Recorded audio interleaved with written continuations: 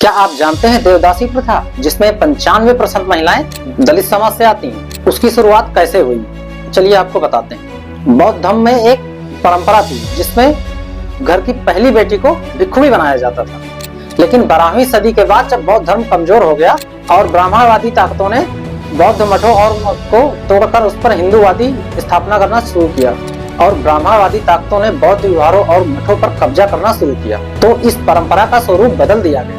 ब्राह्मणवादियों को बौद्ध धर्म के अनुयायियों से इतनी नफरत थी कि वे बुद्ध और उनकी शिक्षाओं के और उनके अनुयायियों को मिटाने पर आतुर हो गए।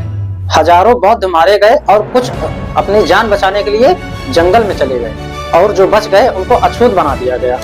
भिक्षुणी जो कभी समाज में सम्मानित स्थान रखती थी और उन्हें देवदासी बना दिया गया। महाराष्ट्र के कुछ हिस्सों में इन्हें भवानी और जोटिन के नाम से जाना जाता है। ध्यान देने वाली बात यह है कि इन सभी शब्दों का अर्थ बहुत भिक्षुवी होता है। भारत में जिन्हें देवदासी बनाया गया इसलिए नहीं कि वो गरीब थी, बल्कि इसलिए कि उनके पूर्वज बौद्धिस्ट थे। आज भी भले ही देवदासी अपना इतिहास नहीं जानती, जैसे इस देश के तमाम SC ST OBC इस इतिहास को नहीं जानते कि इनका मूल धर्म बौद्ध धर्म ही है। तो बाबा साहब ने भी अपनी पुस्तकों में कई जगह उल्लेख किया है कि भारत में रहने वाले SC ST OBC लोग इनका पुराना धर्म बौद्ध ही था। इसलिए अपने इतिहास को जानिए और अपनी जगहों को पहचानिए और स्वतंत्रता, समानता और करुणा पर आधारित बौद्ध धर्म को अपनाइए। यही आपकी असली पहचान है।